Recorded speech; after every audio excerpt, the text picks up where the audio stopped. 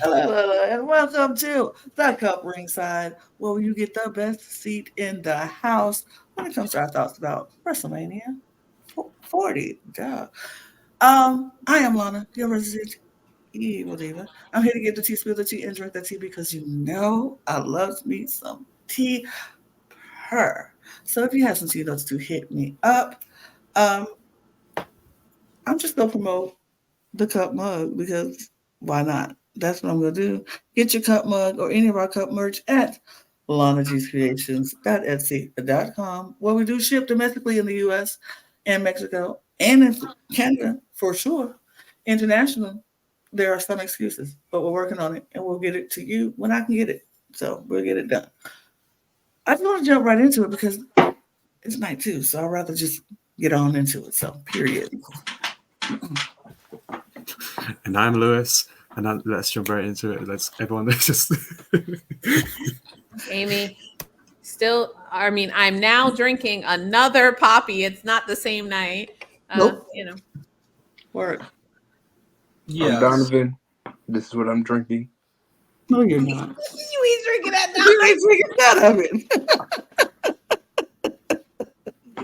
Oh, I love that for you, though.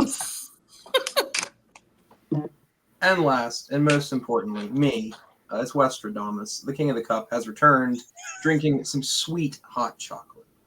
I mean, I feel remiss that we have to give West their flowers, their props. You know, Truly.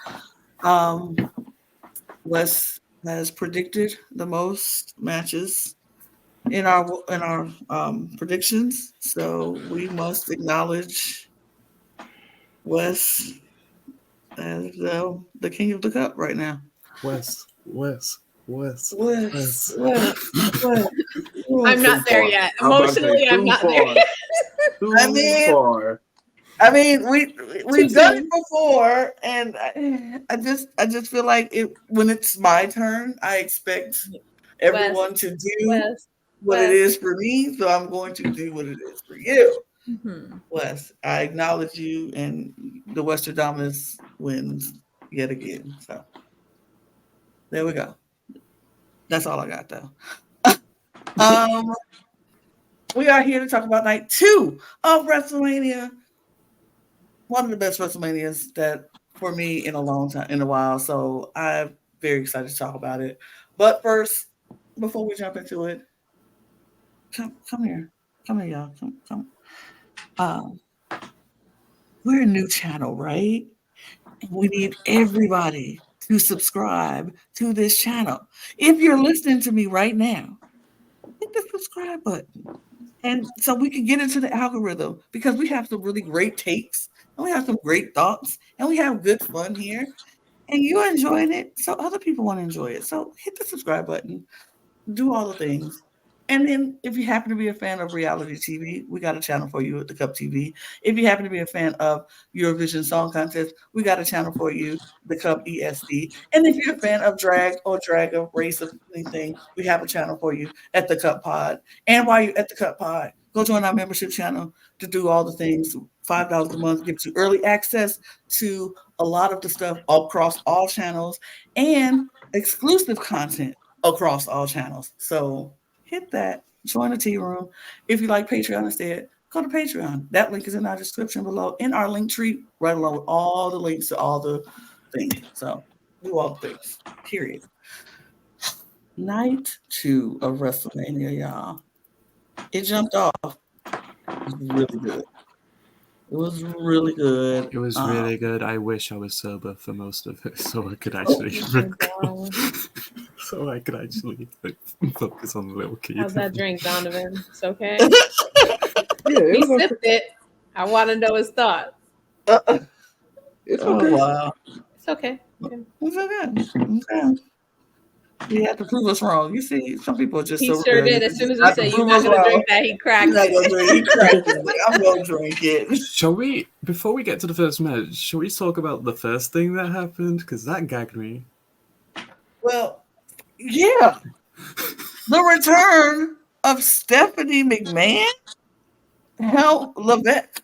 That's what I'm gonna call her. Stephanie McMahon Levesque. And she came out and she looked great. She looked great. I was like, yes, mama, you working it. And she basically was like, she gave her man his props for taking over this event and taking over the WWE and doing what he's doing and making it greater and better for everybody. And you know what? She ain't wrong. And here's what I loved about this. I'm glad she's here. I'm glad she's back because honestly, nobody blamed her for the the missteps that her father The took. nasty old man. The nasty man. Yeah, we won't talk. But nobody blames Stephanie and nobody blames Shane, honestly, for his actions and what he did and how he ran this company because we saw how he was running it and how he would keep people away from doing what they wanted it to do. And so I feel like she felt like she might not have a place here. Like the fans wouldn't accept her or would want her back. And Triple H made mention of that in the press conference. He was like, she was nervous to come back because she didn't think that the fans would welcome her back. But I will say, Stephanie, I'm glad she's back. I'm glad she's back. I wanted her to come back and be a part of this because her with Triple H together is a good team. And they've shown how good of a team they are together. So I'm glad she's back. And like, here's T, because there were whispers of them possibly being headed towards divorce. And this was a beautiful way of them being able to put them allegations and all this to rest. Be like, no, not our marriage, baby. It's then, now, and forever. So, like, very happy to see Stephanie come back. They are just the cutest. And yes, I honestly look forward to her being back. I feel like she advocates for the women really hard. And that's like what I'm most looking forward to with Stephanie coming back. Yep. And you know what? One final comment. Man, people... And I'm talking to all you media people. Stay out of people's lives, bruh. Like, leave marriages alone. You know, some things just need to be a little private. Like, not everything gotta be, especially when you're a celebrity. But if it's going well, it's going bad. Maybe let them be human beings. Yeah, absolutely. Yes. Yeah. You Ross Sappers, you Meltzers, you. Oh, Meltzer. Leeches. So definitely glad to see Stephanie back. I actually missed this and the whole first match. My aunt can tell you. I called her. I'm like, it's starting at 8:00. She's like, no, it already started. And then I had to go get. Then I ended up going to get food for me and my girlfriend. So I missed all of that. But definitely glad to see her back. I'm glad to see her back. And another thing I'm happy to see, well, two things. I like the whole New Now Forever logo change graphic that they do in the purple. Let's just say I'm loving that. I don't like it. I like it. It's giving Marvel Cinematic Universe in a way that I don't like. I don't mind it because they are like superheroes. Like they're supposed to be like a bigger than life wrestling. It's supposed to be a whole lot of fantasy, a whole lot of drama, a whole lot of cinema. I like the way they're going, and I didn't mind the whole Marvel-esque change to what they're doing because wrestlers are like superheroes, and so I'm okay with it. Okay, I'll give you that. It was a little cheesy for me, but understanding that it's not necessarily needing to be for my eyes. There are a lot of young viewers. There are a lot of people that this is larger than life for, and so with that in mind, I see what you're saying, and I will bow out. But yep. I'm a cringe just a little bit internally every time I see it. I'm gonna support Amy a little bit here because a little shout out back to an earlier video. With WrestleMania 11 logos and logos and stuff. I felt this looked very WrestleMania 11 logo with the blue and purple, and we weren't too apt on it. And so to me, the Now Then Forever still kind of just looks a little weird. but it be what it is. It's new, so that's always nice. I a like little it. bit of a face turn by West there. Gosh. No, I think we're the heels here. You're the heels Saying in this we hate situation. it.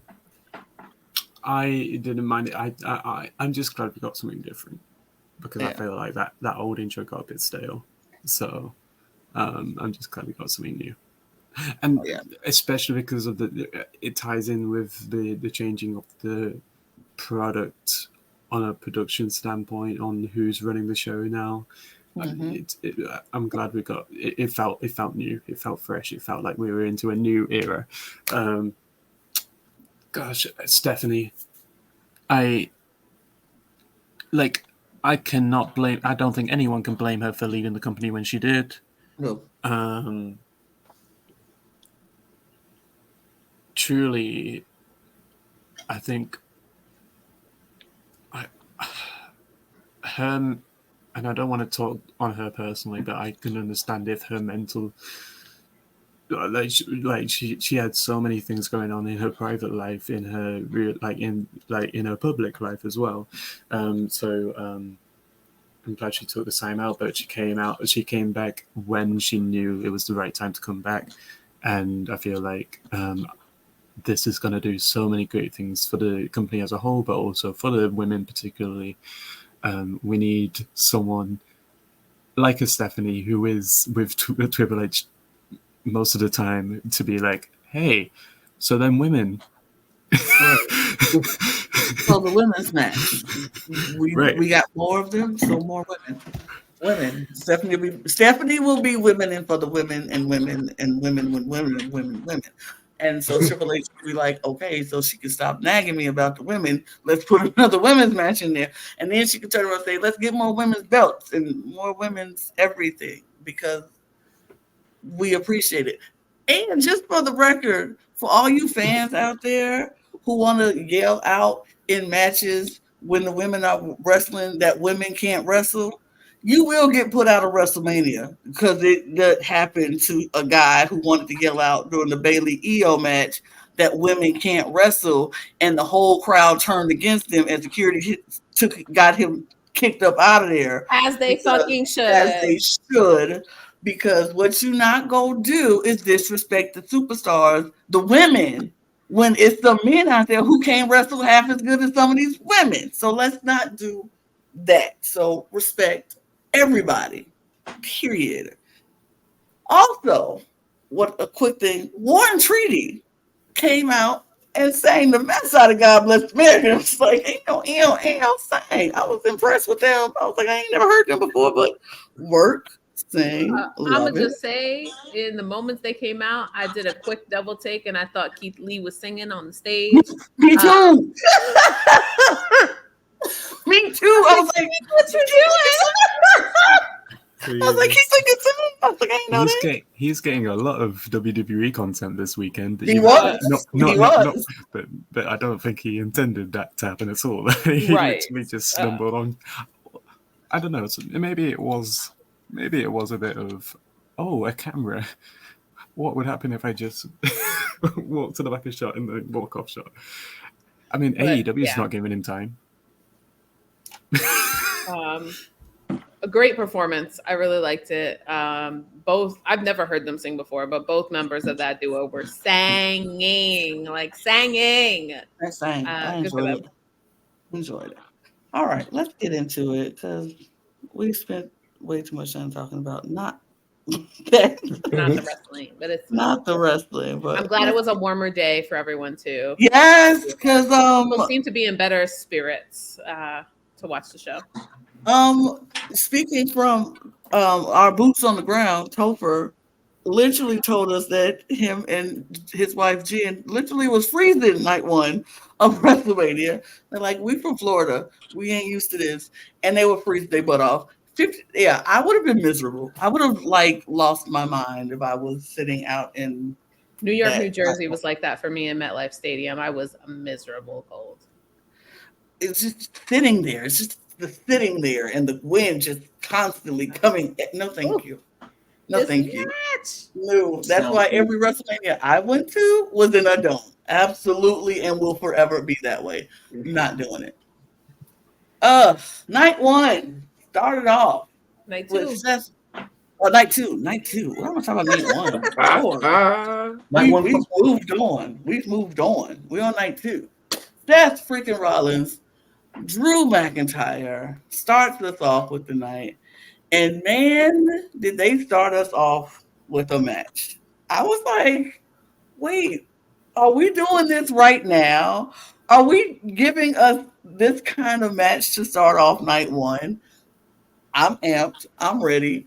And it was a good match. Like, Drew McIntyre was killing Seth Rollins for a lot of this match. Like, Drew McIntyre started this match with a Claymore as soon as the bell rung. It was like, ding, ding, ding, cloud. Knocked him in the face. I was like, oh, we doing that? I was like, they better not have this match be 7 seconds. Like, I don't need a Daniel Bryan, kind of match. I didn't need that 7-second kind of match. But I enjoyed the explosion of the match, and then it was just like it just kept going, and Drew stayed on Seth, and he stayed on Seth, and he stayed on Seth. And this is why I still loved me some Drew McIntyre. This man is the biggest troll in the world. He's so stupid, so dumb in the best way possible. He's beating up on Seth Rollins, and he's beating up on Seth Rollins. He's concerning himself with CM Punk, who's a commentary, by the way. And I'm like, stop worrying about CM Punk. But he can't do that. And that's just, he just can't. But he goes on and he's beating up Seth Rollins. He goes to his wife, leans on the barricade, grabs the phone, and literally tweets in the middle of the match, bored at work. LOL. And I'm like, you are the stupidest man in history, but I love you so much with all of my heart and soul. And I was like, okay. And Seth rallied back and forth and good. And in the end of the match, though, it just was what it was. And Drew McIntyre beat Seth Rollins for the championship. I'm going to stop there, but I want y'all to jump in, and then we'll continue when we continue. But I'm going to stop right there. Seth looked amazing. The train of it all, the long train on that outfit was everything. That was night 1. Night 2, he came out with the Mumbers band and the Mumbers outfit, which still was kind of crazy. In my own world. But anyway, either way, Seth always looks good. And just Drew really showed out in this match. I think it was great. I look forward to the feud coming between Punk and Drew. It's built really nicely. I'm annoyed with CM Punk as a human being at this point in life, but I can't wait to see him versus Drew because I think they're just going to knock the absolute bejesus out of each other, and I can't wait to watch. I was like, rosebuds? Not to mention Adam Rose at all, because fuck that man. But I had war flashbacks from the rosebuds during Rollins' entrance. No, this match was again another great start to a night, a WrestleMania night. Like I think this was I don't think there was any other match that I would have been like, yes, this is perfect for the start of the night.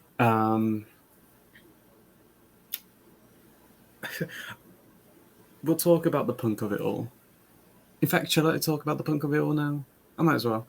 I find it very poetic that this entire feud has been Drew wanting Seth to focus his energy towards Drew rather than the bloodline. But what cost Drew the most was him focusing his energy on Punk rather than Rollins. So, yeah. Yeah, well, it was an incredible match. I want to focus on that. And I think the best part about this match, which is what they could have done with Shinsuke, was we finally got to see a Rollins where the tired got to him. He went out fighting. He is a fighting champion. But because of that, it was too much. And we actually got to watch him slowly get dominated by Drew McIntyre. What a beautiful match. What a great way to open. I thought this had potential after watching it to be one of the best matches of the night. I was like, how are we going to top this? This is an insane opening. What a great match. This was a great match. Initially, I missed it, so I had to go back and watch it. But this was a great match. Drew coming out the gate swinging. Claymore, immediately I was like, yeah, this is going to be one of them nights for Seth. This is going to be one of them nights. Him, after night one, going in, you know they were the bloodline was targeting the knee, and Drew McIntyre took advantage and was able to beat Seth convincingly. Like Lewis said, there was no match that could have started the night off better, and this was a great match. I will say it was so good. It was just good. It was just good. I had a point and I forgot what I was about to say, but it's okay. It'll come back to me. But yeah, Wes, you said something. How could this match get any better? Like, how could this night get any better? You started off with this match with that quality, that like amazing match. And then we see Drew win it. And I found my point here. I knew if I keep talking, I'll find it. I was very happy for Drew to win this title in front of a crowd of 70,000 plus people. Because the last time Drew won the championship, it was during the pandemic. He had no fanfare, no crowd, and he got this moment to have the crowd cheering for him. And they were cheering for him. They were very happy and behind him. And so it was great to see Drew get that moment, hold the belt, raise it up, get the fireworks, get the cheers and all of that. And then he turned his focus to CM Punk, and I was like, yep, y'all this feud is about to happen. We go love to see it. And he went on, and CM Punk was like, I don't know what you're coming at me for. I ain't got nothing to do with this. And he was like, I'm coming for you, da-da-da-da. CM Punk like, I don't know what you're coming at me for. I ain't got nothing to do with this. And Drew kept coming, yap, yap, yapping. And Trunk said, all right, then, if you really want some, took off the brace and said, come get you some, and knocked Drew down. And Drew like, oh, shoot. And CM Punk went to work. Wham, wham, knocking him out. And then all of a sudden, the music hits. Damian Priest is running down that long ramp, and he's knocked Drew over the head with the briefcase and say, I'm cashing it in now. And they cashed, and Samantha Irvin was like, oh my God, Damian Priest is cashing in his money in the bank. Ding, ding, ding. Baby. 1, 2, 3. A new champion is crowned. And Lewis said it on this podcast. I said it to Donovan when I got home when we were talking about it. I was like, if Drew wins, Damian's cashing in the money in the bank. It has to happen today, or I don't know when it's ever going to happen. Like, it has to happen at WrestleMania. It is the best time for it to happen, and it did. And I literally screamed. I was like, oh my God, I love this. I feel like I knew this was going to happen, especially after the tag ladder match from the night before. Mm-hmm. Like, that was the setup. They lost the belt so that he could have his own solo run with the heavyweight championship. First thing, Samantha Irving is a national treasure, and her emotional reactions to things happening in the matches are what make them feel bigger, what make them feel larger than life. She does her job better than anyone else on this planet announces. Like she is up and coming as the greatest of all time when it comes to ring announcing, and I just love her so much. But anyway, Damian Priest, I cried like heavily when this happened because as a lot of people have now heard, this is our first Puerto Rican champion in over 50 years since Pedro Morales. And to think about the fact that we've had so many amazing Puerto Ricans within WWE that have never had the opportunity to hold this gold, it just means so much more. And like Damian killing it right now, like he's hot right now, and I look forward to seeing what he's able to do with a solo run like this with the Judgment Day all behind him. The tag titles can only get you but so far. Like that, I think that this can help propel the Judgment Day storyline forward, and it will absolutely propel Damian Priest forward. Plus, I've been noticing over like the past like couple of months, well, actually probably like the last year since like Backlash, Damian Priest kind of fine. Oh, he's kind of fine.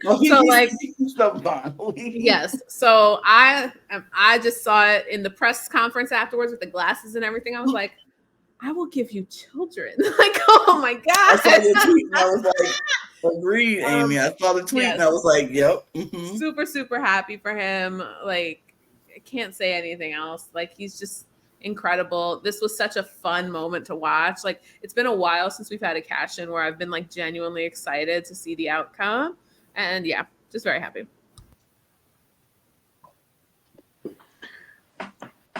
The cat. Once I saw Drew sit on that table, I was like, "Yep, Damian Priest is casting. These wrestlers are gonna get enough of going to mess with people that aren't in the match. Gunther messing with Sami Zayn's family night one. The Rock worried about Mama Rhodes, and now Drew worrying about CM Punk after the match. I knew it was happening. These wrestlers don't know how to just stay focused. Stay focused on the task at hand, do your job, and leave. Get up out of there. If I knew it was a contract looming behind on my head, baby, I'm taking my belt and running. I'm dipping up out of here as soon as possible because I don't want nobody coming in and getting on me. You can't come get me in the back. That's not how the contract works. We got to be in the ring, but it's still rules to this thing. But I'm happy for Damian Priest and putting on my fantasy booking cap for a minute. I think this sets up Imperium versus Judgment Day feud down the line, and possibly a Finn Balor face turn. I think the Judgment Day ends up kicking Finn out the group, or Finn turns on the Judgment Day because he wants the belt. Okay. Some predictions are made. Well, I mean, what can I say about Damian Priest? I'm glad to see him get it. I know that we were all worried about how long he was holding the briefcase, that it would be an uneventful or perhaps even a failed cash-in. Glad to see that's not the case. All those whiny crybabies about the Money in the Bank title being useless and being put to rest are now put to rest, ironically. I'm glad to see that. And I'm very excited to see what they can do with Damian Priest. And I hope they actually give him a full run with many, many good marquee matches because he's an exceptional talent, needs that as well. We have been dealing with a resentful, spiteful Drew McIntyre. Oh my. What are we going to get? Ooh, yeah. It's about to be so much worse. Yeah. And I'm ready for it. Me too. I want to know if Drew is going to build up an army to go against Damian Priest with the Judgment Day backing that he has. Is he so spiteful that nobody cares enough to help him because as long as Damian has the Judgment Day, ain't nobody you ain't gonna be able to get him. I think that Drew gets tunnel vision from here on out and is worried all about Punk and forgets the title even fucking exists. The point for him getting the title was because he wanted to be able to beat Punk as the champion. I don't think it necessarily, like, yes, it matters to be the champion, but I think the goal was for him to be able to rub it in Punk's face that he was the champion and that Punk was hurt and couldn't be champion. And so I don't think that he's really going to be all that concerned, but he'll probably get obviously a rematch, but I don't think that it matters as much as him really getting his revenge on Punk. I'm getting the answers of the questions right now, but I won't say anything. I mean, why not? We want answers. Because I feel like they're like huge spoilers, and I don't want to. Yeah, if people are planning to watch Raw after this, I'll save it. Oh. We'll catch it on the Raw recap then. That works. Right. We'll catch it on the Raw recap, which will be tomorrow. It'll come out tomorrow. So, and you will see it being hosted by Westradamus. So tune in. Period. But this was a great match, and the ending was just as phenomenal as the match itself. So congratulations to Damian Priest for being the new champion. Absolutely. We move to the street fight against the Final Testament versus, I'm still going to call them the Almighty Prophets, period. I don't care that their name is the Pride. They're the Almighty Prophets, so that's what their name is for me. And this match was a street fight. We had Bubba Ray Dudley is the special guest referee. Out of nowhere, I was like, "Where did this happen? Anybody? Okay, for whatever reason, sure, okay." And then Snoop Dogg was on commentary for the night, and I'm like, "Okay." I ain't mad at it. I feel like Snoop Dogg did a great job in commentary, and I was very entertained by Snoop Dogg on commentary. They could have kept him for a couple of more matches, but I would have been like, yeah, work. It was fun. But the match,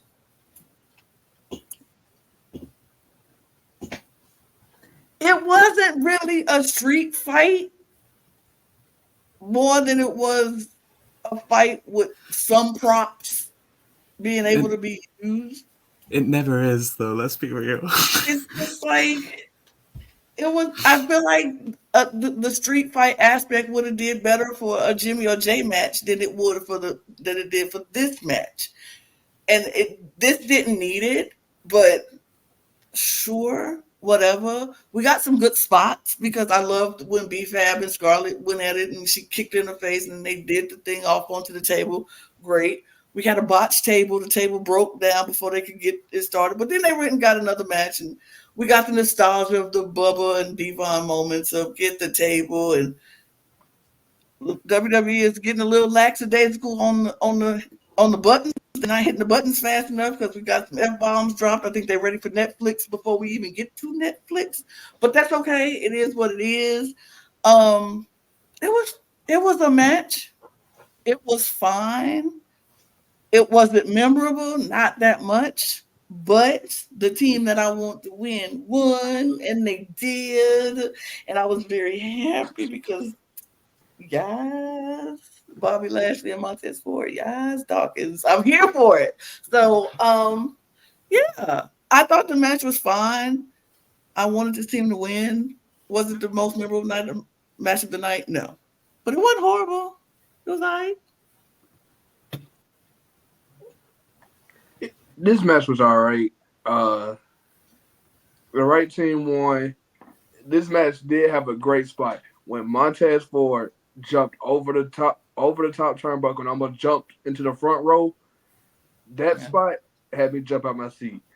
But like Lana said, the street fight wasn't really a street fight. Bubba Ray, okay, I was confused. Snoop Dogg has a career in commentating, though. I saw him commentate a UFC fight before this, and he was entertaining then. Snoop Dogg could really commentate if he really wanted to. We need to see some more Snoop Dogg on the commentary table. But that's all I got for this match.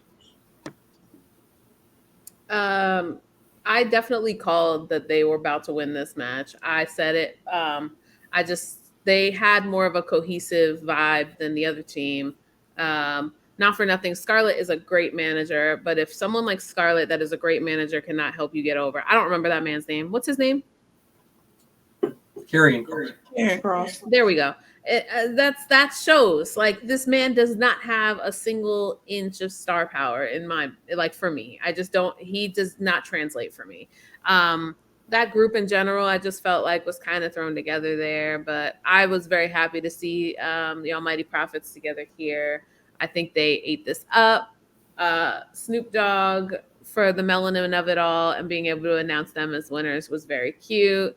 I love seeing Snoop Dogg show up to WrestleMania events. I miss the days. I know people don't like the cheesy celebrities, but that's always been a thing in WrestleMania, and having the random celebrity jump-ins and whatnot. Snoop Dogg is like one of the most fun cameos that we can have within WrestleMania, and it doesn't get old because he's a legit wrestling fan. He understands the actual like dynamics of what it is to be involved in WrestleMania. And he doesn't just look like he's just trying to figure out where the fuck he is. So great, happy. The match was okay. Dawkins did fun stuff. Ford did amazing stuff. Bobby, I like Bobby, but I feel like he's kind of been a little stale lately. So we'll see what happens past here. Oh, okay. Yeah. Again, Snoop Dogg. I'll never be disappointed by a Snoop Dogg appearance in the WWE. This man literally solved a match that went haywire last year on the fly by just deciding to chuck himself into the match, and I love that. Mic check 1 2. Like I when he did the mic check and like just turned that into a bit, I love that. Yeah, okay. Street fight wasn't really a street fight, but much more of a street fight than it would have been 2 years prior.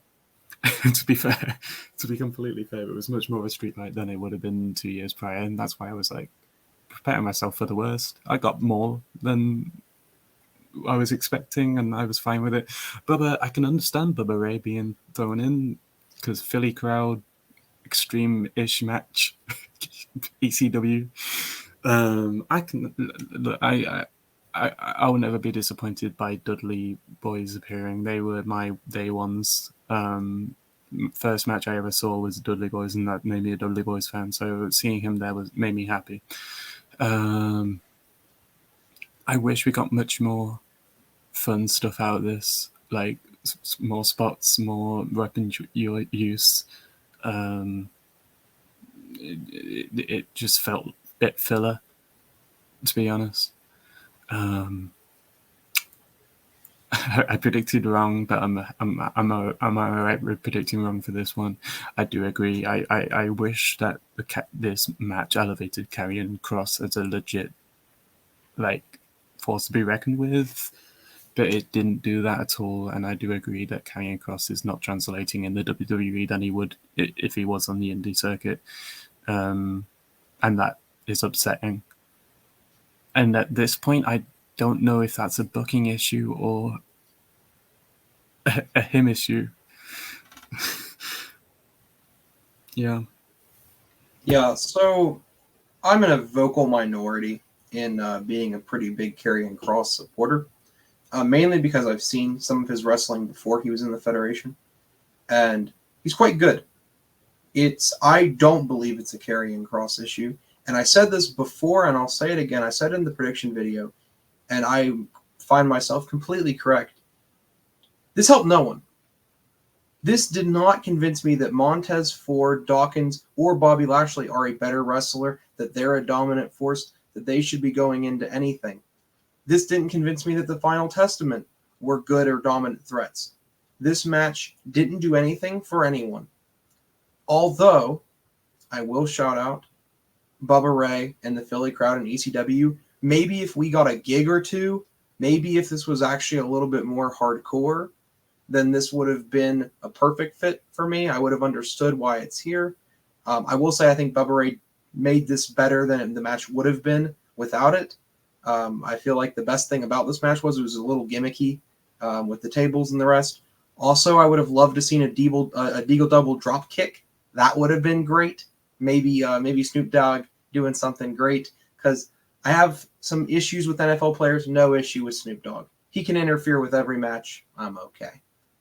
So there is taste for interference, but I really would have liked to see, if we are going to see this match, if it's going to be at Mania, Night 2, maybe get some really crazy, get some blood, get some color. Make this to where they need to have another match. Make this a feud. Make me care.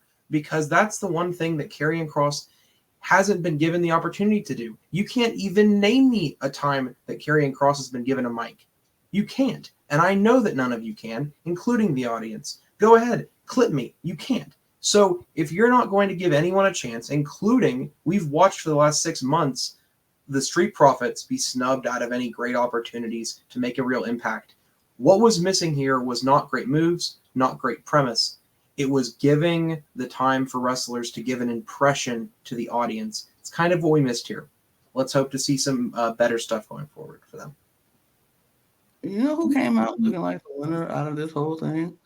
It was B-Fab and Scarlett. Like, they were the ones who came out as the winners of this match, because that's the one spot that everybody remembers. It's like B-Fab kicked her in the face and then they went through the table. That's what everybody remembers from this match. So shout out to B-Fab and Scarlett for not even being a part of the match, making the most memorable impression of the match. And I hope this makes B-Fab and Scarlett go through, their own little feud and whatever. That'll be cute too.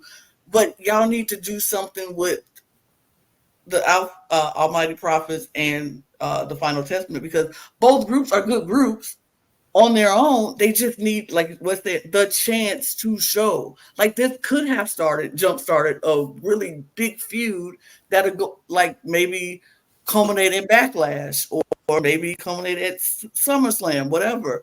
But like, this could have been a feud that would have been like I say, somebody getting bloodied up and is beat up and what a good street fight is about, and let that happen. And like, even if nobody wins, it could be no countouts, nothing like that. But I don't know. Something happens where maybe can't nobody get up. Nobody, they beat each other to a pulp. They can't get up. And so now it's like, so what happens now? It just got to continue. So let's take it to Backlash. And in France, we just do it again, but even better. Like, just keep it going, and it will make both of the teams look like two dominant powerhouses just clashing. But I don't know what they're going to do, but they need to figure it out fast, because nobody won from this but the ladies. And good job, ladies. Whatever. Up next, LA Knight, AJ Styles. I ain't got nothing to say about this match, honestly. Well, I'll start us off then. Please do, because I don't have anything to say. Main thing I have to say about this match, oh my God, AJ Styles can wrestle.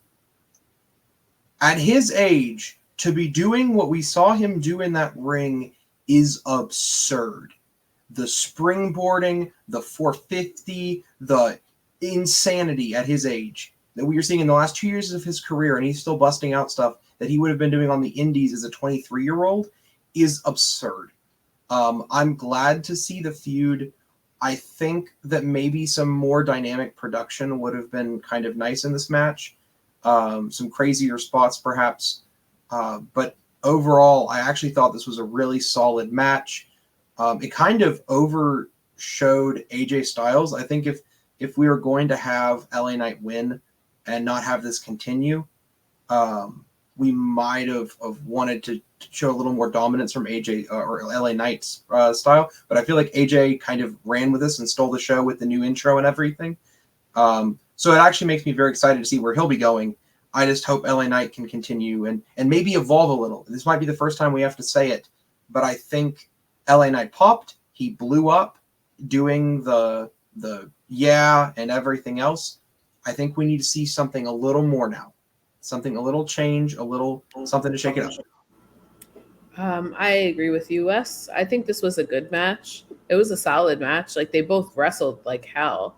I do think there's something that I noticed that was like a constant throughout WrestleMania. They tried some weird new camera angles a couple of different times where I felt like you weren't able to really fully see the spots and the things that were happening in a way that made it look exciting. I appreciate them wanting to try new things. I just don't think WrestleMania is the place to do that. Do that on a Raw or SmackDown, show us some new angles. But what works, and I don't think that you change it at WrestleMania. I wanted more like close-up shots of people's reactions during matches like that. I didn't feel like we got a lot of that. There were plenty of times throughout this match and many others where we were shown a shot that was completely out of focus, where it was like blurry. And I'm like, what the hell is happening right now? You are like a multi-million-dollar corporation. Why am I seeing blurry footage on your biggest show of the year? So yeah, that took me out of the match a little bit because it happened more than once. And yeah, they're both a good wrestlers. You know what I mean? Like, it's not like a shade to either of them. We did say during the predictions video, I didn't feel like the feud seemed genuine. Like their hatred for each other seemed very contrived. So it is what it is. I knew LA Knight was going to win. I think that was kind of known going into it. So it took a little bit of the mystique away for me. But congrats to both of them for having a good showing. It was a great match, a solid match. First of all, I love the new theme they've got for AJ. I think if they keep going in that direction, the way they're presenting AJ, did you know? I knew that was like a hot take. I knew that was going to be. Well, such is the case with Death Rebel. Death Rebel is going to be so divisive for anyone when it comes to theme songs. But I was a fan of the new look on the theme and the visual. In a word, serviceable. This match, serviceable. It served its purpose. I wasn't expecting anything major. I wasn't expecting it to be I wouldn't have been surprised if it was the worst match of the night.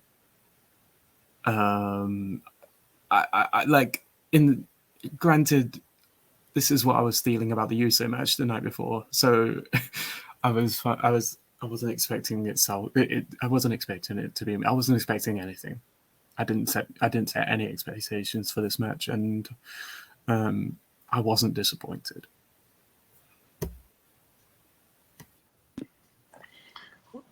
Like you guys said, it was a solid match. Yeah, AJ can wrestle for real. AJ does this.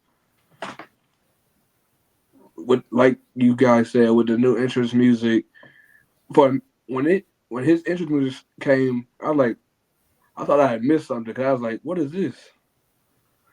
But yeah, like Lewis said, Death Rebel, bring back Jim Johnson, but that's a different discussion.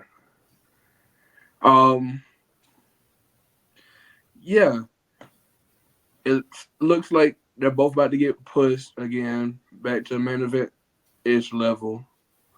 So let's see where it goes. I mean, not too much to say about the match. It was a solid showing for both. LA Knight's first WrestleMania. He needed to win. He got the win. I mean, I think I agree with Wes a lot when he said that. I think LA Knight needed to be more dominant in this match for make people believe that he was worth the push that he's getting. AJ Styles just showed, like you said, Donna, why he do this. This is what he do. This is who he is. He is that wrestler. He is that guy. And he just came out and gave a clinic on what kind of wrestler he really is. And it was good. But I feel like you said, for him to do all that and still lose, it's kind of like, that's a choice.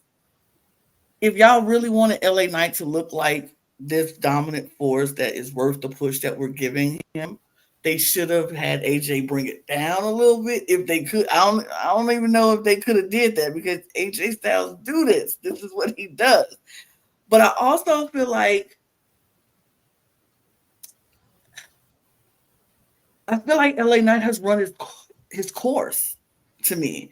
Like if he, like you said, if he doesn't change a little bit, give us a little something more than the LA Knight concept, and that's all we got, it's going to fizzle out quicker than it came in. You know what I mean? And I think, Amy, you said something about the match you thought their feud seemed contrived. My thing is, I always feel like everything LA Knight does is contrived.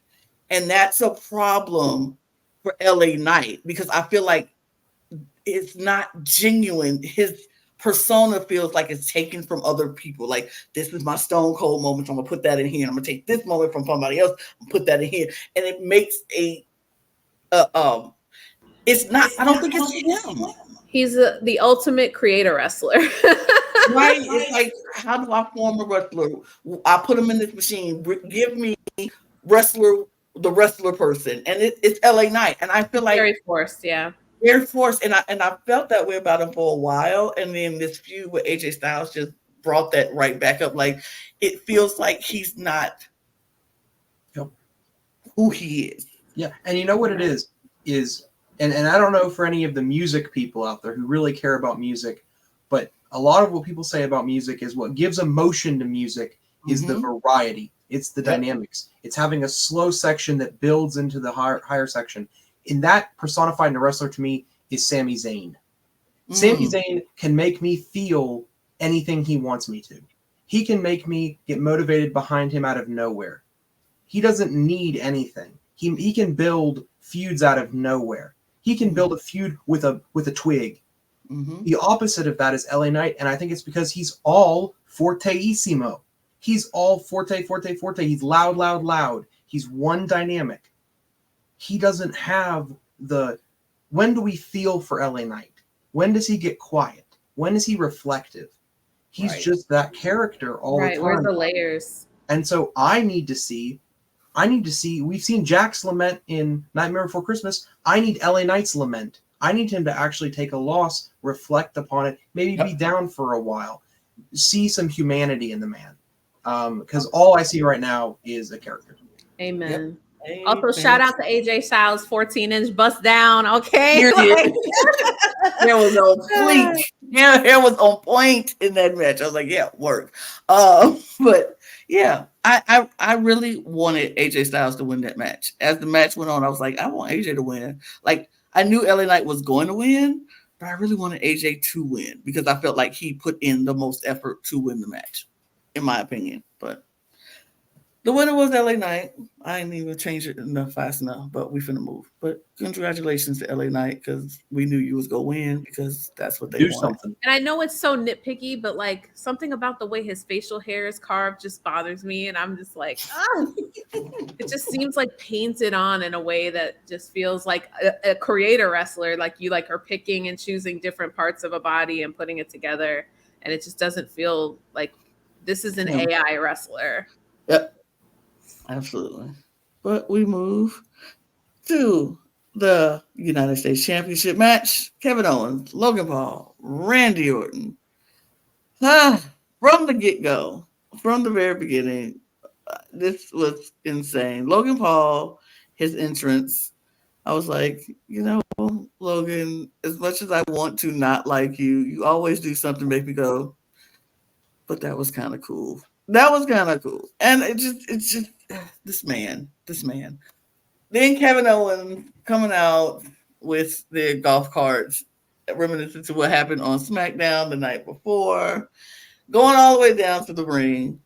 And then Randy's music hits, and he's like, hold on, let me back it up. He goes all the way back, gets Randy Orton's like, get in, loser. Come on, get in. And he's like, I don't want to get in. Nah, come on. He's like, all right. He jumps on the back. Kevin Owens floors it down the ramp. Randy is like, dude, if you don't slow down, I'm going to fall off this thing. He's like, slow down. It was the funniest thing ever to me. So they get down. It was cute. It was like, all right. But the match starts.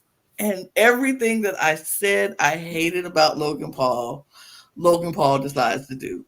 Every chance to get the brass knuckles got to come out. And I'm like, I need Logan Paul to move on past these brass knuckles. You got metal in your hand. What the heck do you need brass knuckles for? Just punch him with your metal hand. Like, why are you putting on brass knuckles to punch somebody with the same metal hand you already got? Like, I'm sick.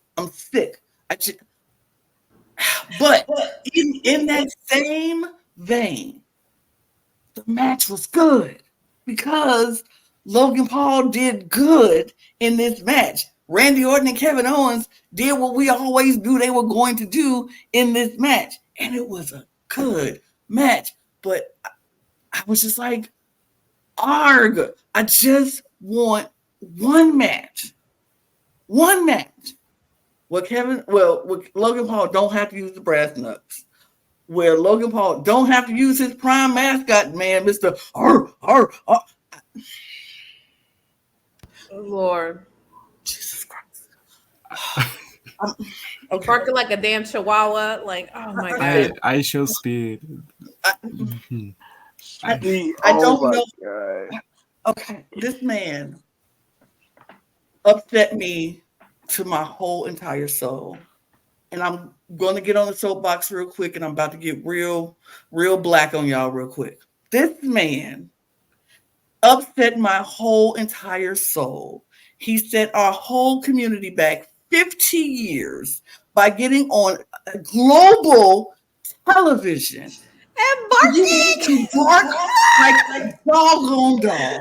Period. On global television. Like, my brother, what are you doing? Like, my guy, what are you doing? The whole entire race of people just went, no, we are not doing this on global television where you are barking like a done dog, because people already compare us to animals to begin with, and now you're on global television barking like a dog. You, sir, need your butt kicked from here to eternity and back again. And like, this man don't even got the bass in his voice to be barking in the first place. You sound like a damn dachshund or a chihuahua or something. You're like, you're not even a big dog. You ain't even Roman Reigns dog. You ain't even like, I have more bass in my voice than you, my dude. Like, I'm sick. I'm over it. And then I didn't even know who this dude was, and Donovan had to tell me who he was and what he did and what his why he was important in the first place. And I was like, so you do this on a regular basis. You get on Beyonce's internet on a regular basis and you set us back 50 more years and 50 more. I am surprised we are not back in slavery due to this man alone, by being how ignorant he is. You are the most ignorant man I have ever seen in my entire life, and I hate it. I hate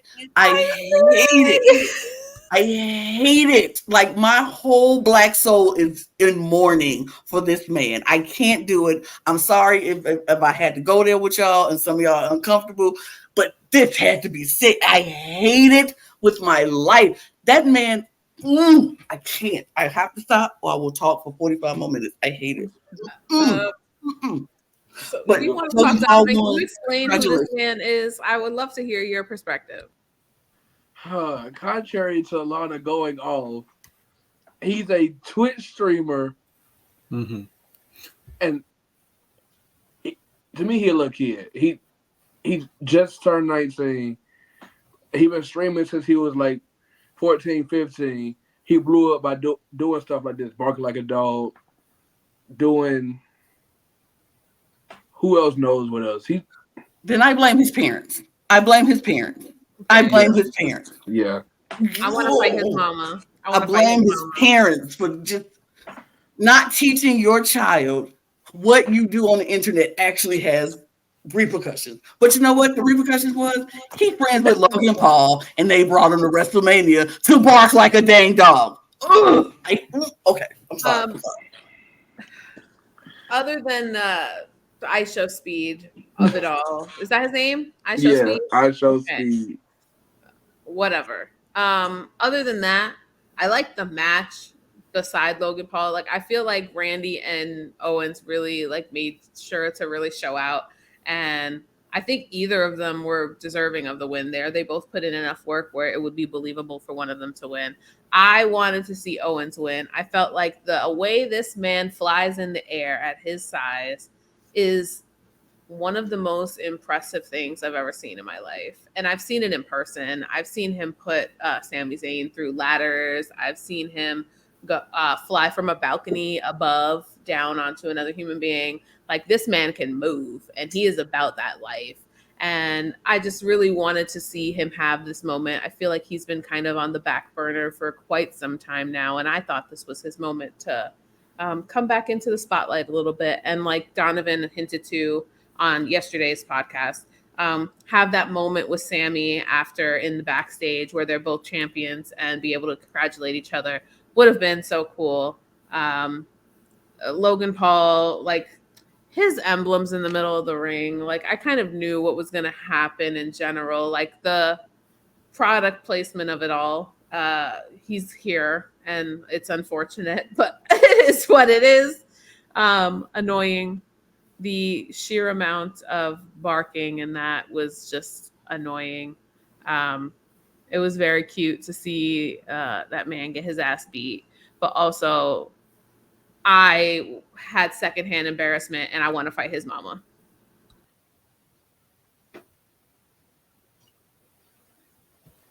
He sold the RKA well.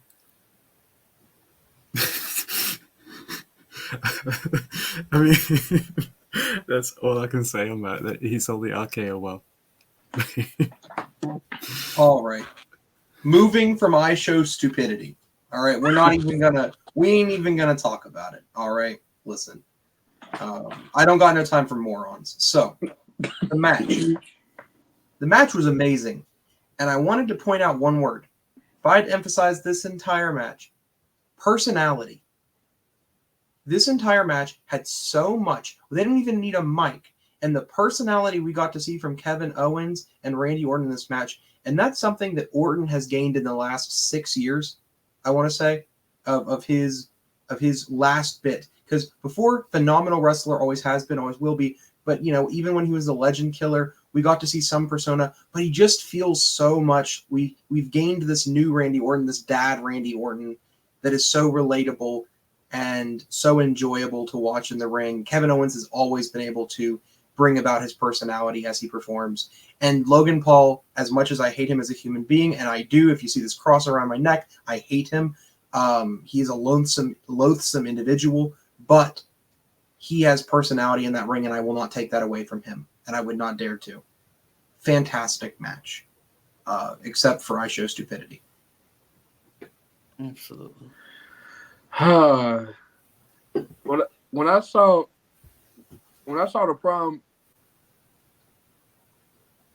I thought it was KSI. I just knew it was KSI. When I saw Speed, I was like, I just shook my head because I knew something stupid was about to happen. From knowing who he is outside of what he did, I knew he was going to do something like that. This was a great match. I'm glad Randy Orton RKO'd him. He did sell the heck out of it because he ain't moved the rest of the match. I'll give him that. But, yeah, great match. Randy's counter for the pop-up powerbomb into the RKO was on the level of him reversing the stomp into the RKO at WrestleMania 31. That was fantastic. Like Wes said, Randy, we know he can go in the ring. KO, we know can go in the ring. And Logan, like Wes said, as much as I don't like him, like even when he first came to WWE, I didn't like him. But he's proven to me that he is taking this business seriously and he's put in the work and he can go. So, great match. I wanted Kevin Owens to win because I wanted Kevin Owens and Sami to embrace, especially when Kevin's entrance and Sami was in Gorilla. But I kind of figured that Logan was going to win because SummerSlam is in his hometown of Cleveland. He's going to hold the belt to at least SummerSlam. I just want to say one thing about Logan Paul's wrestling. There was one moment within this match where I was genuinely worried for this man's health. and he did a moonsault, and he was this close to breaking his neck. And it was so quick that if you blink, you miss it and you wouldn't notice. But I saw it, and he like didn't rotate his body enough to the point where he almost spiked himself right on his head. And I just worry that because he is not in the ring often and he's only doing matches here and there and like sporadically, he's not getting in the practice that's necessary to be safe within the ring with himself. I don't think he's going to harm anyone else. I do worry that he has this delusion of grandeur about what he is capable of, and I'm nervous he's going to actually hurt himself badly in the ring. Yeah, because that's so I hope. I know you know what I'm talking about, Wes. It was scary looking. Yeah, was it that delayed swanton? Yes, because it was the most. I went. Yeah. I did too. I really thought he landed on his neck. It was that tight, and then they did the slow mo of it, and it was this close. Yeah, the slightest little turn the wrong way, and he was done for there. And like, it's just a scary situation when you have someone in the ring who is like very green. And yes, he's been putting in the work. He has improved a lot, but with certain things like that, I really hope somebody showed him that moment and they use it as a teaching moment to help him grow as a worker from here on out. If he's going to be here more often, he needs to realize that those kind of things can be dangerous and needs to put in the work. Exactly. I think he's missing out on doing what most of the wrestlers get to do, and like by not going to house shows, because house shows are where they can practice this stuff and learn this stuff and figure this stuff out. And yeah, it's still in front of a crowd, but that's just to help you get the crowd of it all. But you still need to be able to go, and he's not doing that. And he's not even wrestling on TV as often. So it's like, I feel like that's what he needs to do. He needs to get more time in the ring, more time doing it, and letting what you do become muscle memory. It's like, okay, I know I need to flip this far over to make it, work. And I don't think he's doing that. Not saying that he's not practicing at home or wherever, in the gym, wherever he is, but it's like when you have that kind of adrenaline in front of a crowd, it tends to amp up what you're doing. And if you're just practicing in the gym at home in front of your friends and nobody else, you don't get that same energy. So that's why I feel like he needs to do more. I want him to be on TV every week. I need him to be wrestling week after week. I know he probably ain't gonna go on house shows because he got other stuff that he wants to do and he's doing it.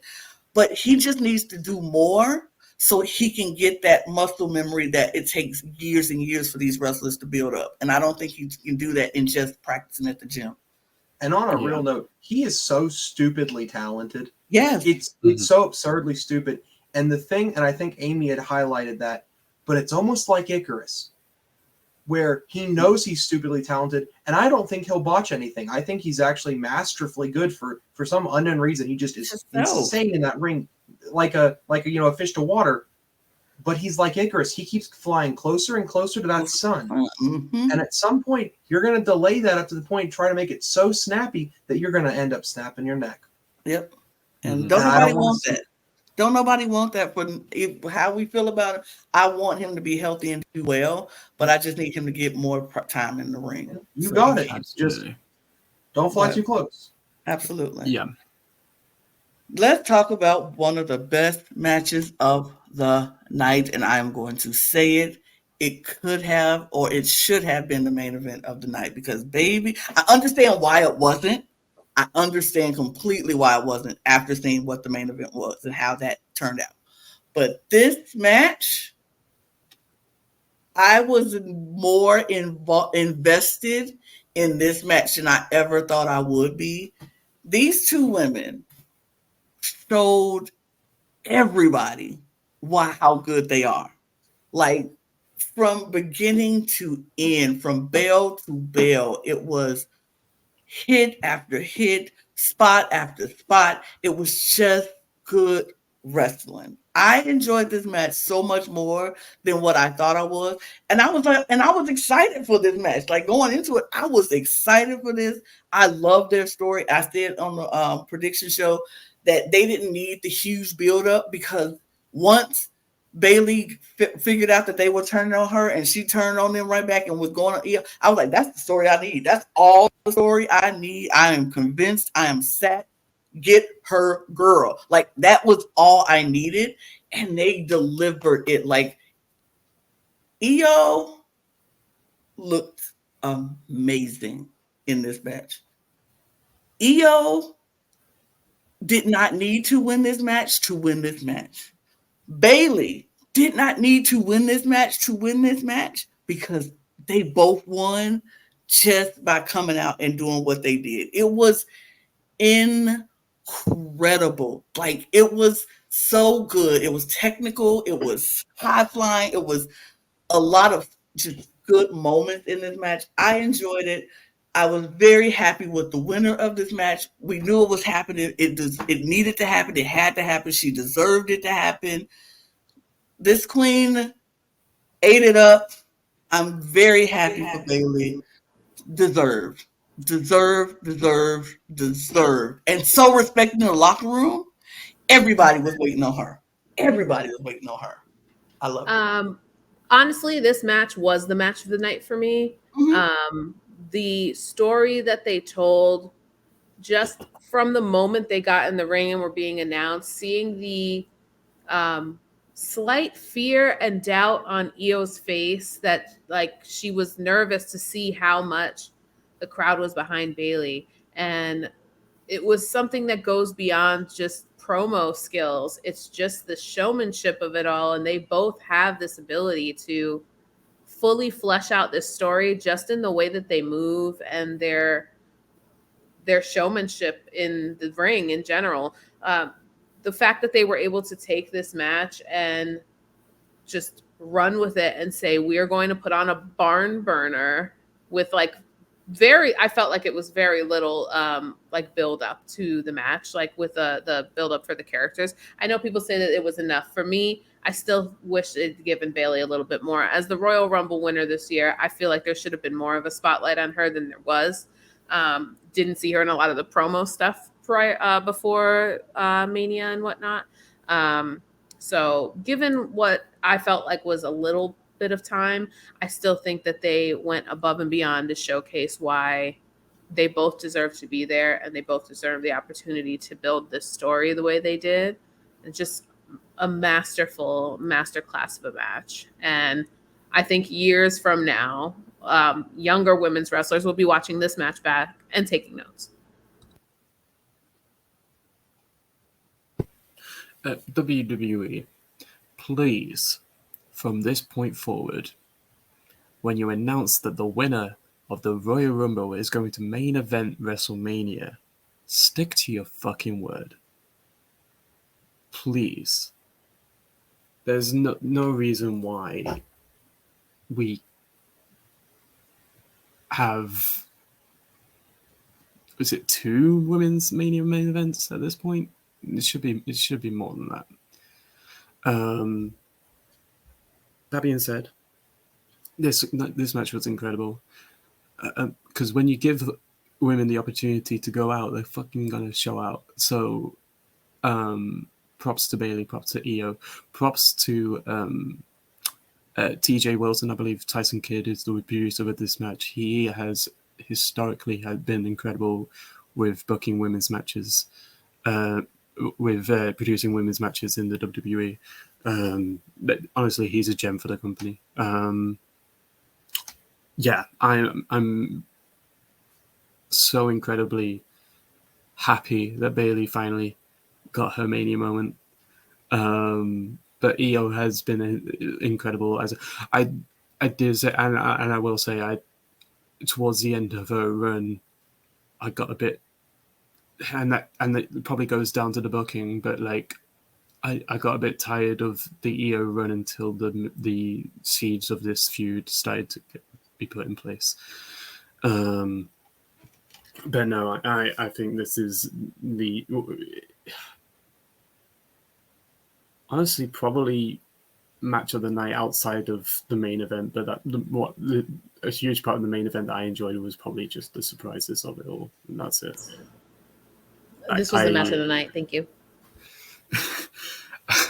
I mean, when Undertaker came out, I was like, oh, but I don't want to talk about it right now.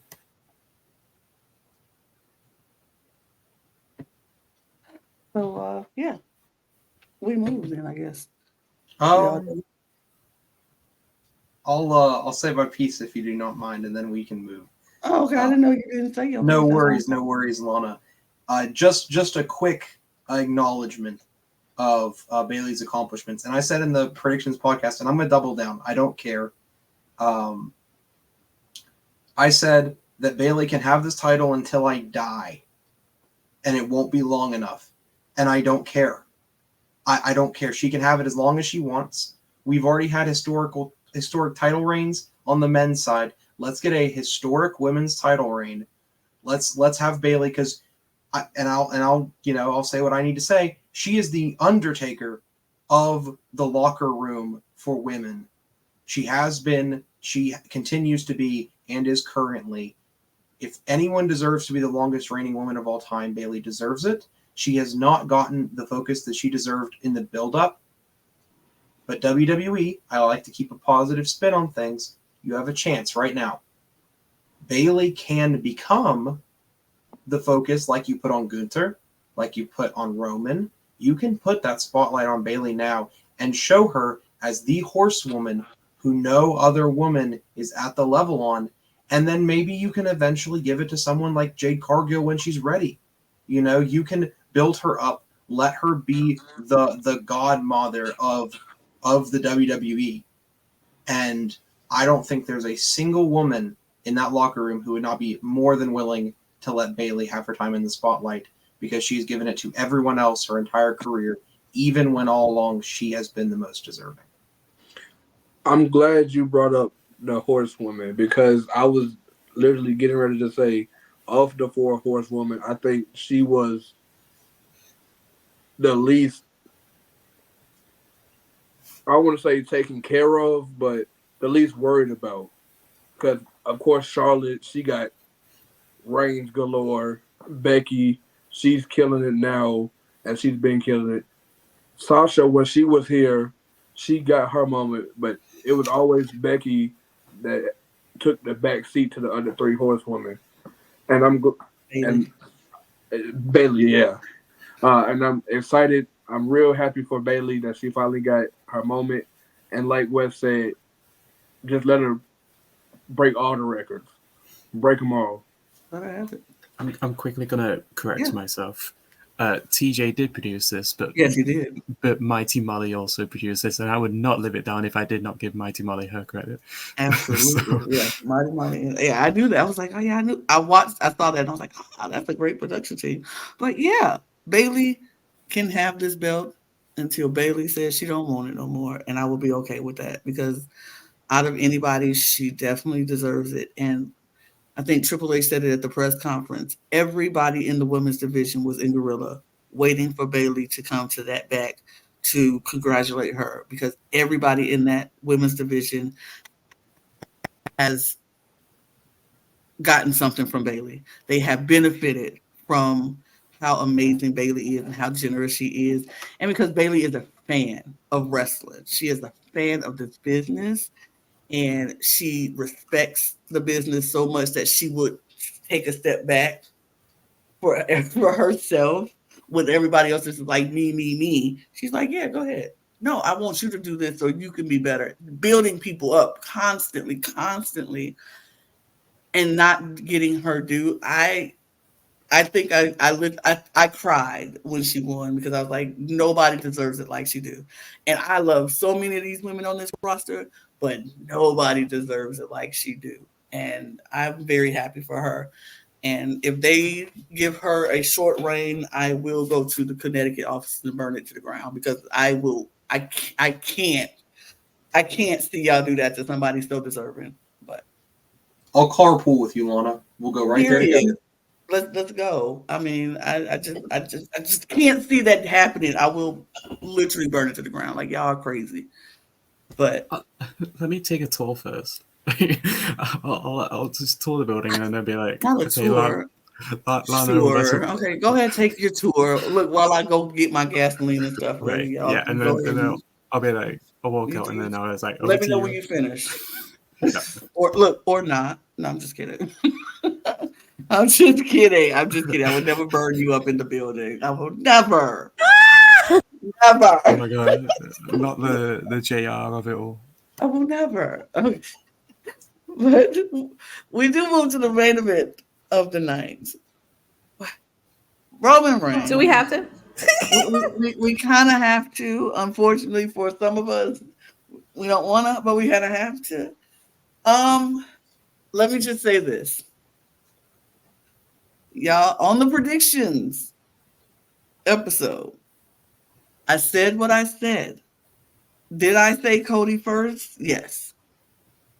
Because I kind of figured that's what the WWE was going to do. But did I change my mind to Roman second? Yes. Because that's what my heart wanted to do. I dragged you to the heart side of things and not the Yes. head. I did. You did. My head was telling me what I should have done, but my heart was saying what I want to do. And I went with my heart. My heart was wrong in this situation, and I hate it.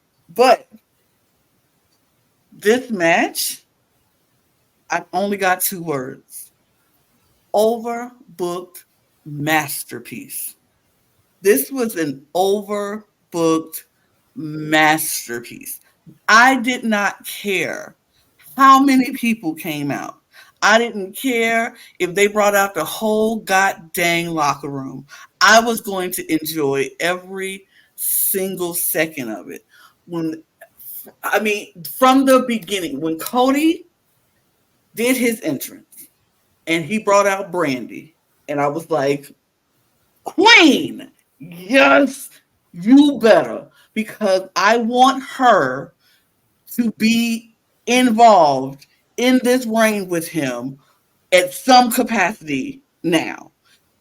I want her there. I need Brandy there because we saw the work Brandy could do in AEW, and I appreciated her work in AEW. So I want that same or something in this reign with Brandy there. I need Brandy there with Cody. I don't care if it's just in the manager role.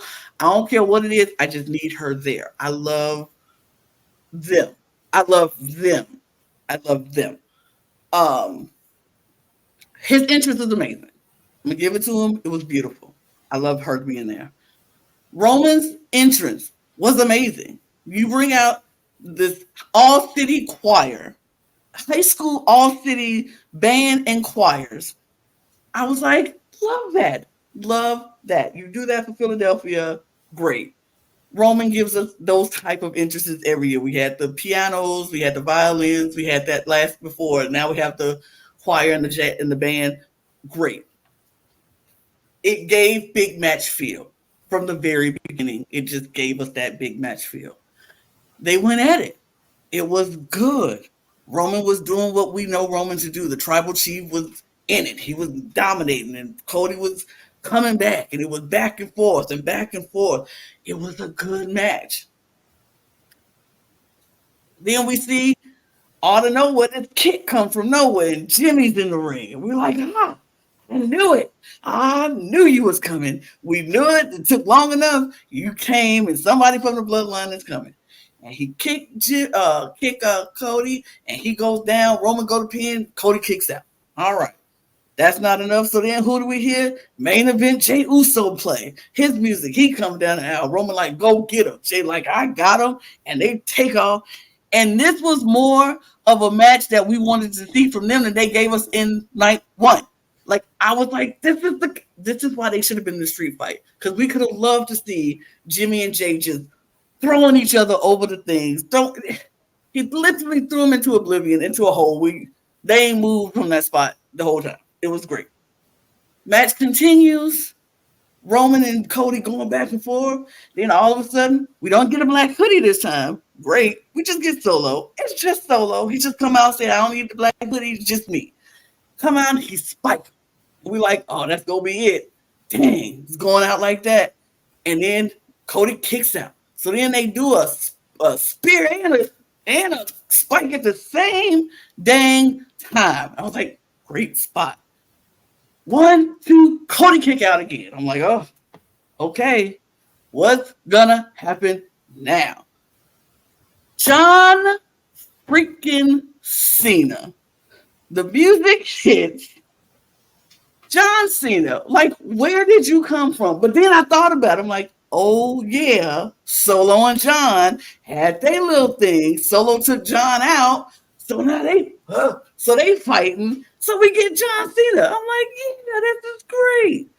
Then here comes the final boss, which we knew would happen because John Cena and The Rock had their thing.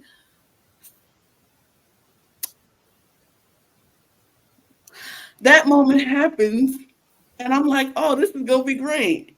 Solo and John fight, thinking that's it. Then we hear the gong. I nearly lost my mind. I'm like, the Undertaker ain't here. Why would the Undertaker be here? This doesn't make any sense. Then I thought about it.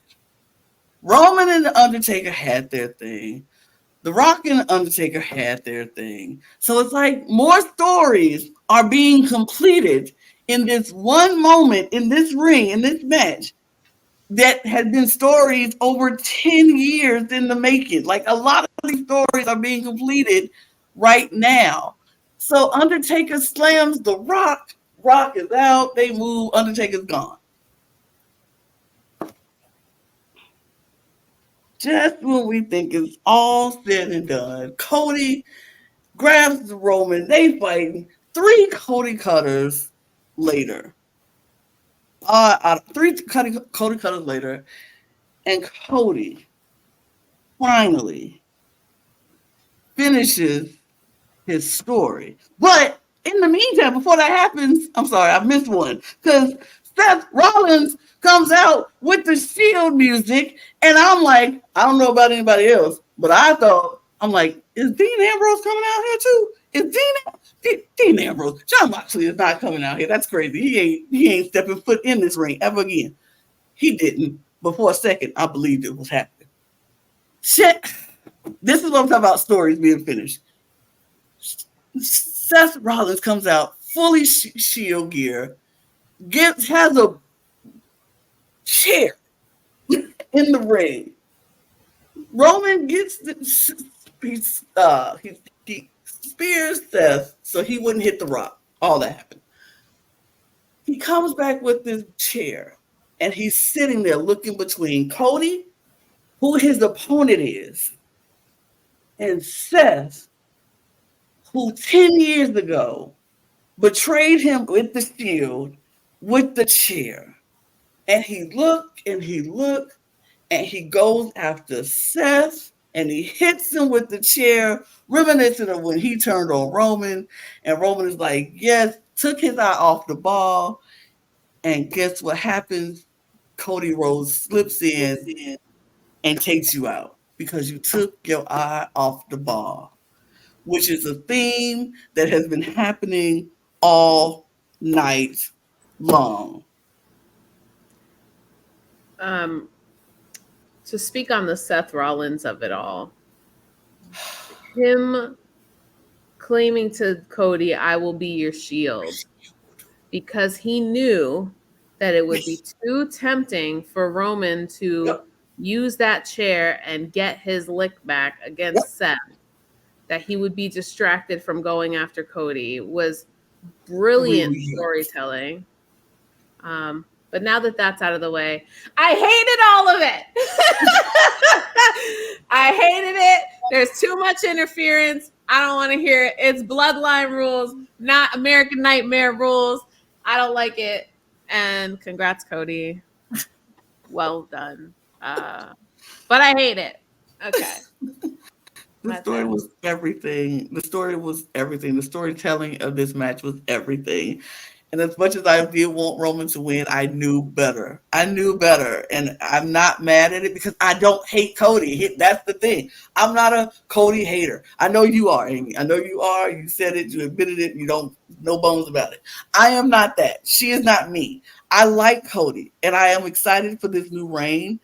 I'm still just that because before we even just go into this new reign of Cody, we would be remiss to not acknowledge what the tribal chief and the bloodline story did to the WWE, because they brought wrestling fans back who were done with wrestling. This story held people in a chokehold for 3 years. And it brought people who were done with wrestling back into the business and was watching it because of it. So I will never, ever, ever, ever, ever not give Roman Reigns his credit. He is one of the greatest champions of all time.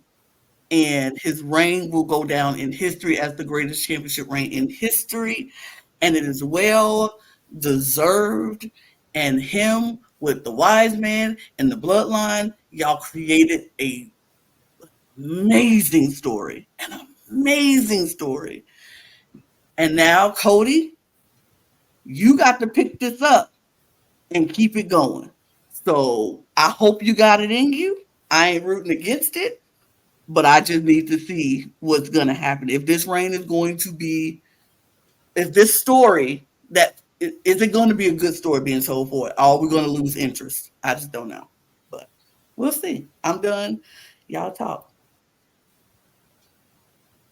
It was fine. No, I'm completely messing. I was missing a bald eagle zip wire. I'm waiting for the day that Cody just enters Mania on a giant bald eagle. Just take off. No, I'm messing. I truly think they were trying to get the Steve Austin during the Undertaker bit, primarily because I think the Steve Austin coming out for The Rock would tie into the WrestleMania aspect of it all, because Undertaker Rock had never happened at Mania, and I think that was going to be the Stone Cold section. But I'm not mad with the Taker taking that spot. Yeah, I guess if you need that many people to interfere for you, it does make you look kind of weak. But at the same time, that's what Reigns had been doing his entire feud, getting people to... No, what we're not going to do is slander the tribal chief. Nope. In saying that, I'm also slandering Cody. And if he has had interference, it's been like one person, like maybe two, not like 6 fucking people. Like there's a difference. It's literally giving Power Rangers. What's the saying? Something Megatron, or I can't remember. I don't know. God, but yeah. It had to happen. I think if we had a repeat of last year, the uproar will be twice as big as it was last year. It will bury Cody. It would have buried Cody if it was a repeat of last year. Nobody would care about Cody anymore after that. No, yeah. There's literally been the death of Cody as a character. I'm intrigued to see where both of these go now. I predict we won't see Reigns for a while, to be honest. And honestly, fair, he needs a break. Granted, he's kind of been giving himself a break by only showing up to perform during the big moments. Has anyone ever, like, we've had like Brock Lesnar only show up for like 3 pay-per-views out of the fucking year before, like as champ. Roman Reigns has been much more present as a champion than we've had in the past, even with a reign as long as he's had. You have to allow him time to let his body rest too in between. Absolutely. Listen, I think it's time to put this blood. I think the bloodline story is not done, but I think our next chapter is not going to be for a while.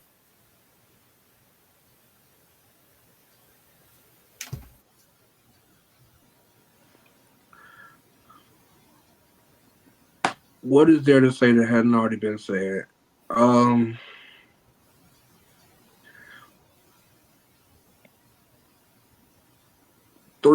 This Cody story was 2 years in the making.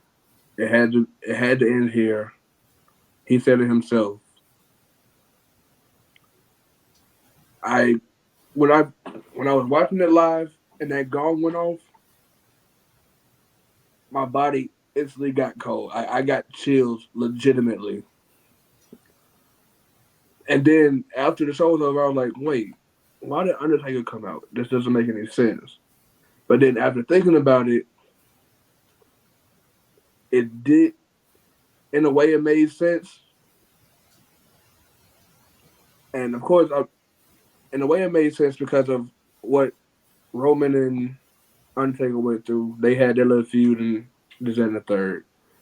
But I agree with Lewis. I think that was supposed to be Stone Cold.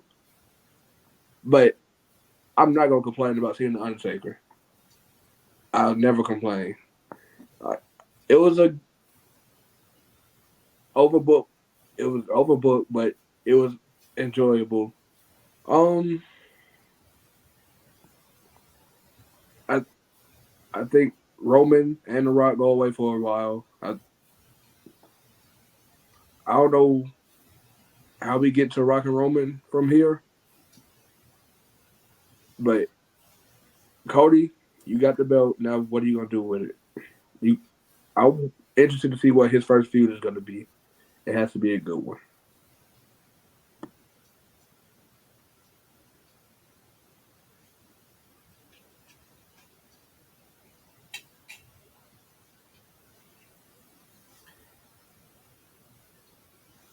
It's been a while. Since about like July of 2007 that I have been watching and enjoying Cody Rhodes as a wrestler. Through his dashing Cody Rhodes, through the legacy, through the undashing, through his firing, through his New Japan, through his indies, through his all-in, to his return. Through the adversity, even through the neck tattoo, I have watched Cody Rhodes and been his undying supporter. And so this night is the most important night in all of professional wrestling for me. Not because of him dethroning the tribal chief, but because by him gaining this title, it does more than just make his mom proud and complete the story, but it cements his importance and the company's mistake in the first place of not utilizing Cody Rhodes. So for me, even though this match might have been overbooked, it was amazing, and we got to see more storytelling being done than just their personal story, but just 10 years of really exceptional storytelling, all meeting to this moment. I think the new Marvel-themed, if you want to call it that, Titantron in the beginning, makes sense given that we just watched the end game of an era.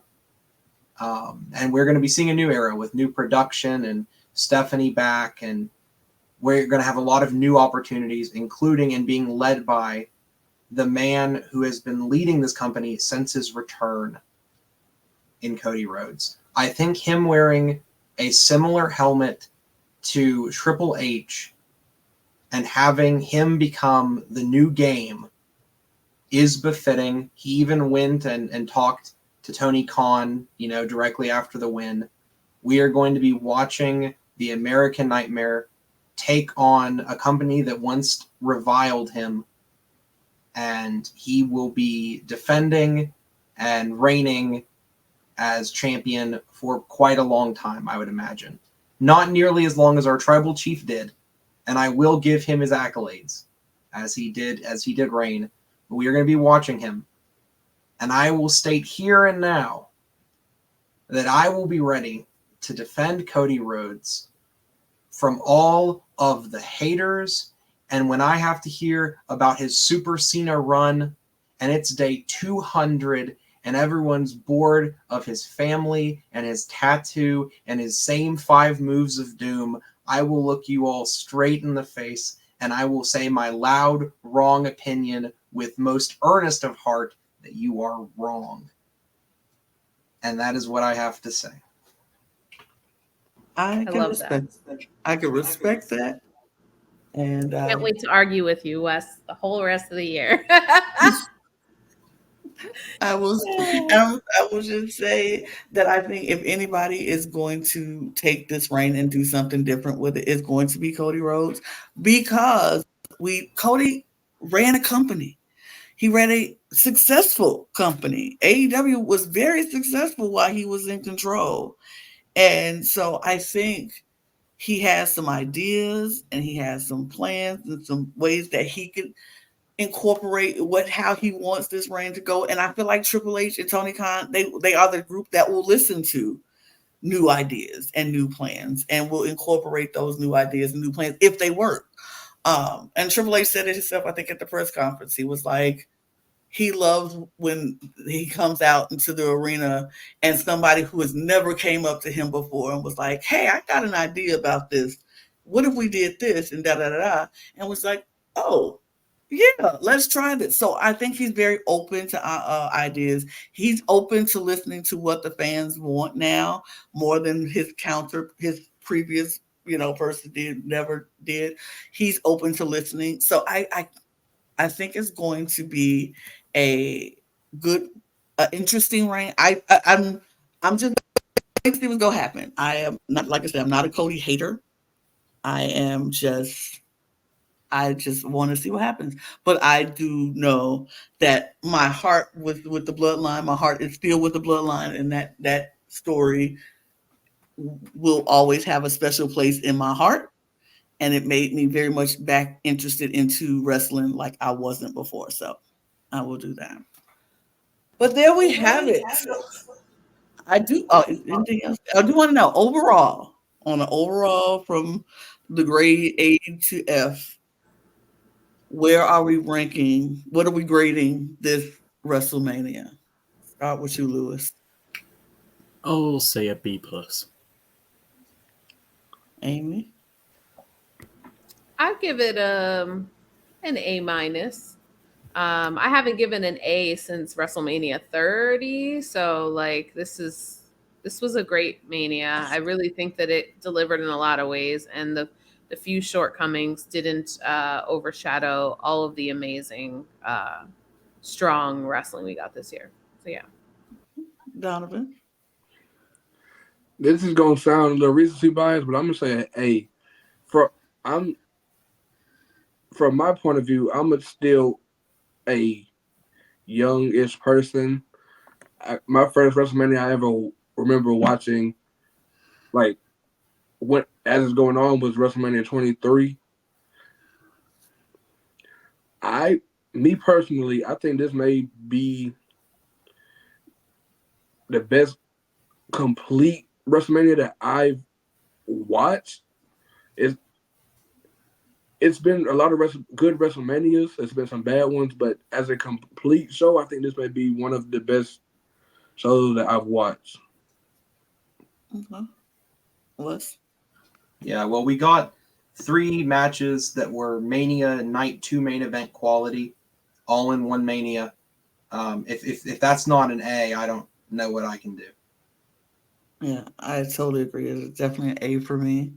I enjoyed this from beginning to end. I was excited about watching both days, and neither day disappointed me. Even if we didn't have all stellar matches, I think all the matches, the talent in all the matches were great. And you might not have liked how it came out or how the outcome was or whatever, but I feel like the talent was so good in this Mania. So it has to be an A for me. I mean, it's such a rarity to come over an event where every fucking match on the card is stellar. So I'm not gonna hold that, because that, like, having a perfect card is so. I don't think I can name it. I don't think that existed. Also, there was one thing that surprised me that didn't happen during this WrestleMania. They didn't announce WrestleMania 41 or where it would be. And that's a normal thing that they always do. They announce the attendance record, and then they announce where they're going next. And we didn't get that. So I don't know if that's something they did on Raw, that they'll be doing on Raw, or if they're still in talks with trying to like solidify a place. But like that just felt weird to me that they didn't announce where we were going next. They didn't announce it, but it is set. It's going to Minneapolis.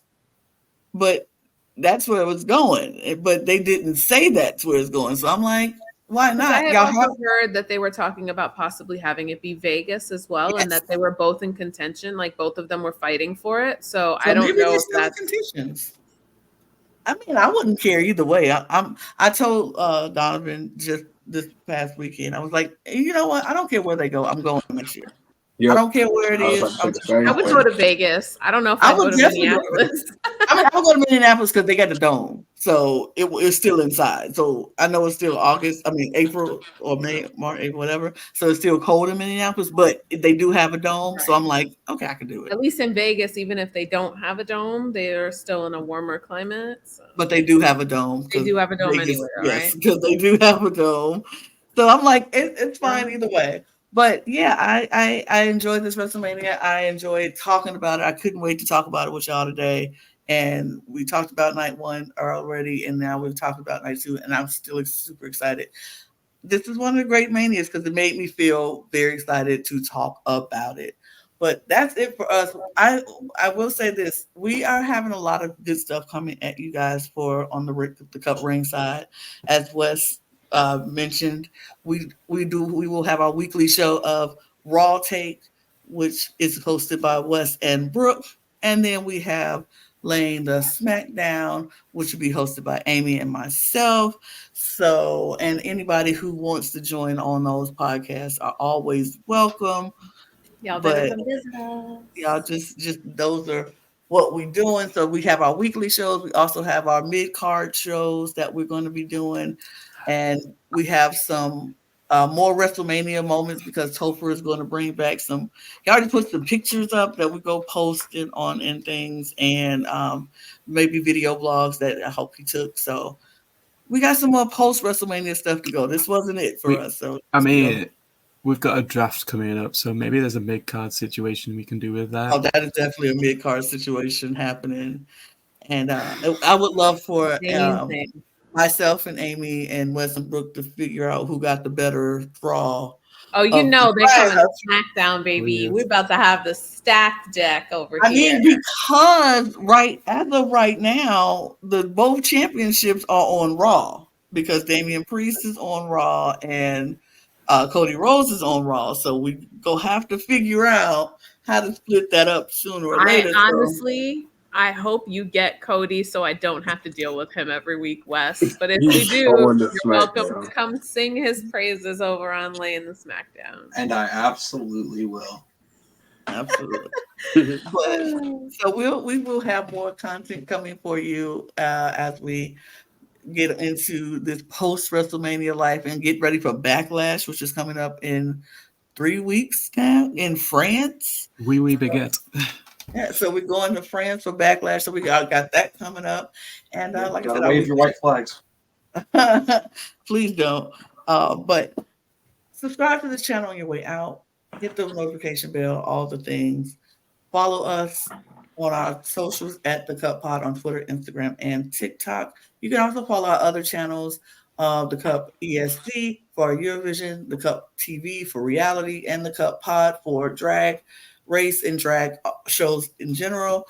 Join our Tea Room, which is our membership channel, to get exclusive content across all 4 channels, early access across all 4 channels, and that sort of stuff, and some great exclusive stuff that we have planned in our Tea Room. And if you just like Patreon, go to Patreon instead. Same content, same all access stuff, and same early release stuff, just a different platform. Same price too. And follow us. You see our handles and things scrolling across. Follow us if you want to. because we got fun moments and Instagrams and Twitters all around. And get your cup merch while you're at it, because sure, why not? And I think we held wrong way, Amy. Wrong way. My camera's mirrored. I can't tell. I do it all the time. It's okay.